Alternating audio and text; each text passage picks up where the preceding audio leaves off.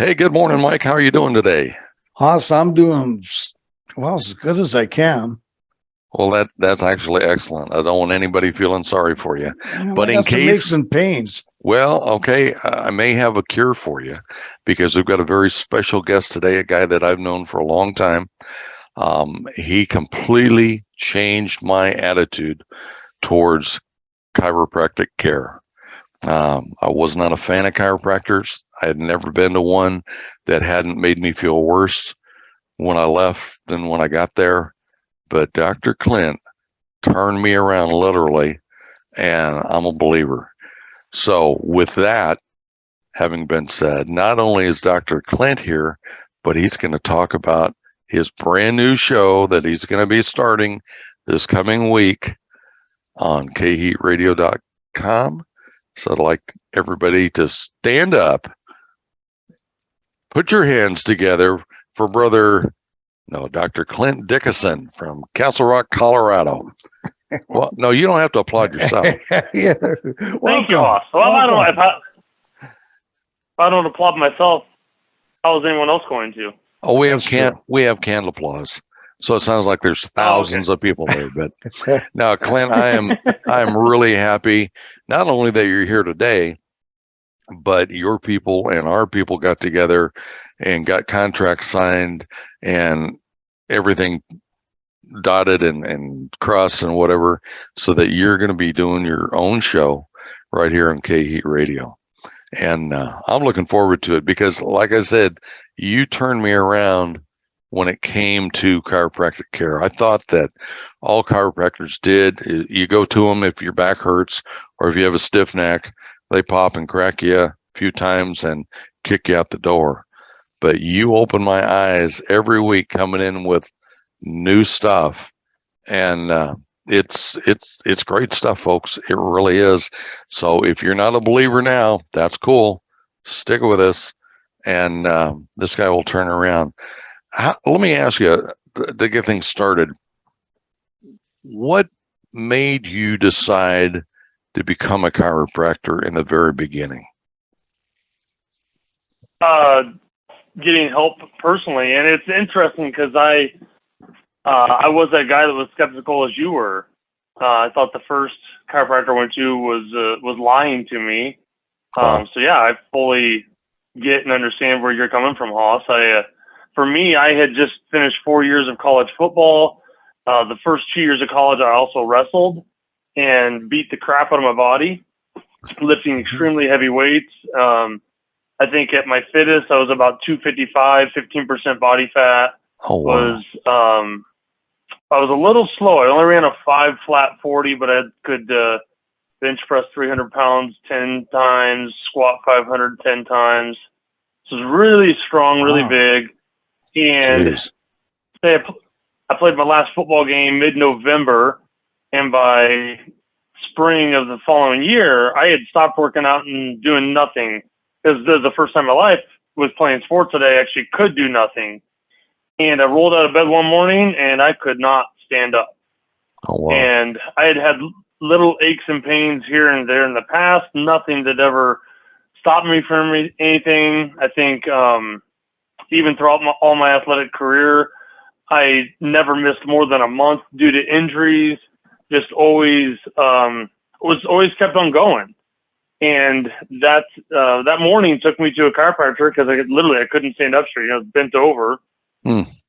And I thought that guy told me at 22 years of age that I had degenerative arthritis, had a back to 70-year-old, and I had to follow this rigorous care plan, take all these supplements, and he was going to get me better, and it was going to cost me a fortune that I didn't have at 22 years of age. Yeah. So I think I saw him for 2 or 3 visits and basically quit, told him to go pound sand. Went to another chiropractor who took my insurance and just kept bouncing around trying to get some help.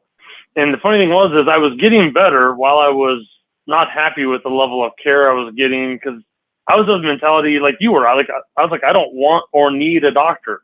Yeah. And then I think it was the 4th or 5th chiropractor went to, and I got referred. I had a referral. I got a referral to him through a mutual friend. And I went to him. He wrestled in college as well, so we connected. And once we connected, I could trust him a little bit, right? Yeah. He put my x-ray up here, had a normal x-ray here, and I went, boy, that doesn't look like me. He's like, no, dude, your back's jacked up. And I was like, well, that explains why I can't walk when I'm having problems. And he financially worked with me and started getting me feeling better on the right path. And I said, this is pretty cool. He said, you should become a chiropractor. Not really. I'll think about it, whatever. And he ended up giving me a book that I read. And it was talking about chiropractic being supporting the body, being the self-healing, self-regulating organism, which I already thought because I thought I didn't need a doctor, right? My body will take care of it. Right. He made a statement to me that was pretty profound. He said, it's not that you don't need a doctor. You need a doctor that thinks like you. And I think that statement is very profound for today. Yeah. Because I think in today's day and age, we're in 2022, I think majority of America has admitted that we know there's a man behind the curtain with our healthcare system. And the majority of Americans just went, close that curtain and let's not talk about that. We'd like to move on to something else, right? And the funny thing is I think if we actually talk about what's behind the curtain, we could actually, as citizens, as each other, we can start to regain our health. And that can happen naturally. I mean, it's natural and normal to be healthy. Sickness and disease is not normal, but in America, we have normalized it. Yeah. Which is great for business, bad for us as citizens. Absolutely. So it led me, it was funny because the guy that got me to become a chiropractor, he said, you're going to go to Palmer and you're going to play rugby. And I was like, man, didn't you see how bad I was when I walked in? Haven't you seen my x-rays? And he said, yeah, but you're going to do great. They'll give you a scholarship. Ended up the president of the rugby team, played the 3.5 years I was at Palmer, was on the starting side after the first season of playing, and had a great time. The rest is history. That's amazing. What was the name of that doctor? Do you remember? Wayne Hogenson, Really? Warsaw, Indiana. Yeah. Amazing. He's still there. That really? And the sad part is I actually think the chiropractor that I originally saw that I thought was crazy, I actually think he's a really good chiropractor too. Wow. He just didn't connect with me as a patient. I think that. Go ahead. I think if I would have stuck with him, I think I would have ended up getting great results. But he didn't connect with me as a human, so I was out. Absolutely. I think that goes along with any of the medical professions. Yeah, it should be. If you have a doctor, primary doctor that you can't connect with or really don't care for, there's a reason.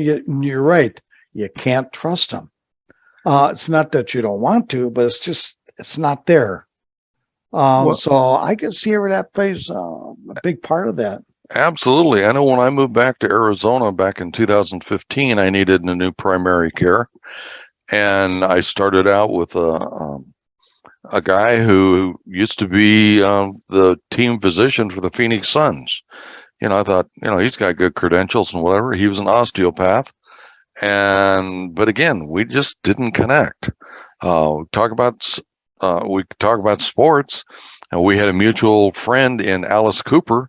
We talk about Alice Cooper all the time, but we never talked about me and my health. And I think I've gone through 4 primary care physicians since 2015. I finally have a guy, and when I go in to see him and he says, "How you doing?" I believe that's really what he's asking me. How are you doing? Not how do you feel, but how you doing? I really care. I may only see him once a year, but we do connect. And he's been a doctor for a long, long time. And one of the things that got my attention when I first went in, he said, well, have you had your flu shot this year? I said, nah, I don't do those. He says, really? And what about shingles? No, I don't do any type of vaccine. He goes, well, you have to understand, I'm paid to ask those questions. But you know what? I don't either. And my wife's a physician. She doesn't either. And we have 2 kids. who have never been vaccinated at all. And I'm going, I like this guy. I really do. Not that he was an anti-vaxxer, but he was okay to talk about it. And you connected. Absolutely. And in fact, I get to go see him after we do this show today, just a follow-up. But, you know, it's great when you find somebody like that you can connect.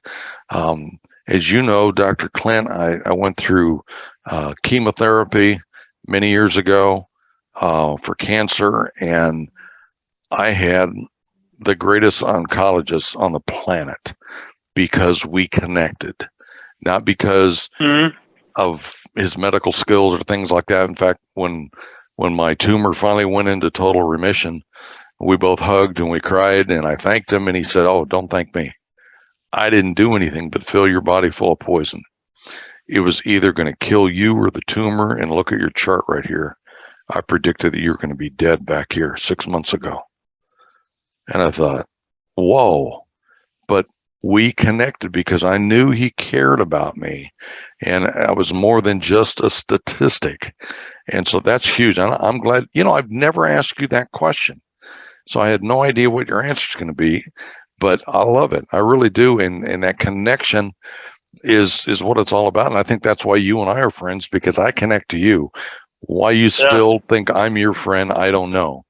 But I appreciate you. I really do, because you eat, breathe, and sleep this stuff, and you are so sincere. And this guy, Mike, I don't know if do you still have your annual barbecue for your patients? We stopped all that kind of. It's funny you asked that. We stopped all that kind of stuff during COVID. Yeah. Just last night we had our first class back at the office, and it felt good to have it. It was a little awkward. Yeah. But it was great we had, a bunch of people inside the office, standing room only. Wow. And teaching a class about the exercise. That's awesome, because when I went to one of his barbecues that he would have, he was at a different location, and everything was outside. It was great. And I went around talking to different patients, because I was actually doing a live remote for another radio station. And so I was just trying to get sound bites from patients. And I could not believe everybody there, not just, they weren't just saying, "Oh yeah, he's a good guy." They were, "Let me tell you a story. This guy is phenomenal. This is what I had, and this is what he did." And I thought, my gosh, you've got the most loyal clientele of anybody I've ever seen. And I mean, your patients, I was thinking at that time, these people would take a bullet for you. They really believe in what you do. Well, they take a bullet knowing that you could probably, work it out, and they'd be okay. But no, it's just, I've never seen anything like that, where a doctor's patients are so emphatic about their doctor, and that's just awesome. It really is. So we've been very blessed to have great patients. Well, and that's a great attitude. It's a great attitude to have. It really is. So tell us a little bit, what kind of things are you going to be talking about on your show? Well, we gotta get back to talking about health. We gotta talk about what is health, because we've gotten sideways on that as society and as individuals.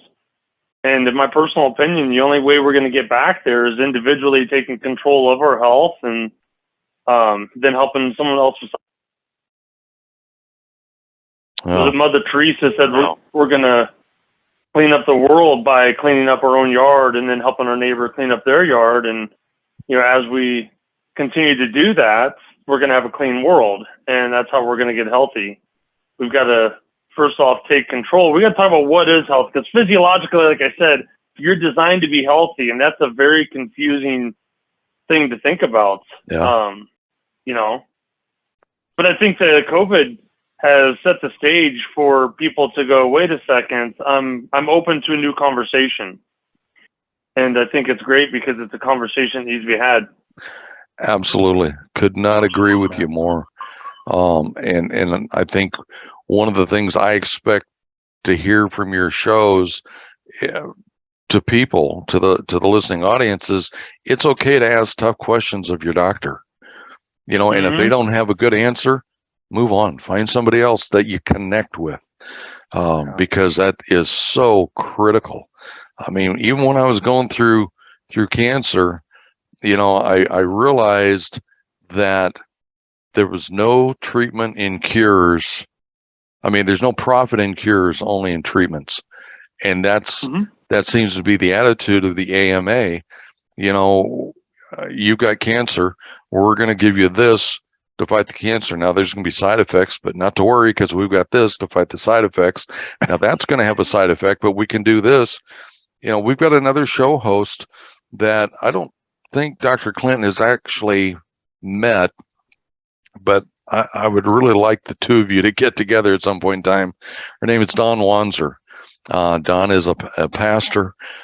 She's got a whole list of things that she's done, but at one point she had two boys, and I apologize, I don't remember what the cause of their issues were, but they were both wheelchair bound. They were inaudible. They could make sounds, but they couldn't talk. They required care 24/7. And Dawn had been doing research because her boys weren't getting any better. And she knew that, their life expectancy, she originally had been told 5-6 years max. Well, they had exceeded that. But she said their quality of life is just getting worse and worse and worse. So she did research. She finally goes into the doctor one day with them, and she says, we're having problems with seizures. Both boys are having over 100 seizures a day. Okay, well, we'll give them this pill. And Don says, no more pills. You realize each of my boys taking 27 prescribed pills a day. And every time you give them another pill, they get worse. And the doctor says, well, they're not going to live forever. Oh, don't say that to Mama Bear. And she says, well, you know what? They may not. But effective right now, I'm taking it off all medications. And I'm going to replace it with cannabis oil. And the doctor says, well, say goodbye to your boys, because they're not going to live. Well, the oldest one lived to be 20. The second one passed away when he was 17. They lived 3 and 4 times longer than they were supposed to. But she just said, the American Medical Association is not helping my boys. I know they're going to die, but their quality of life is horrible. She went to cannabis oil, and with a couple of days, their seizures went from 100 a day down to 1 or 2, and they were minor. And she was coming in doing a radio show. She had the boys with her, and she could tell if they were happy or not happy just by the sounds they were making. And I could tell there was a difference. They would come in and they were cooing and they were looking around, and I'm going, wow, the fog had lifted, literally.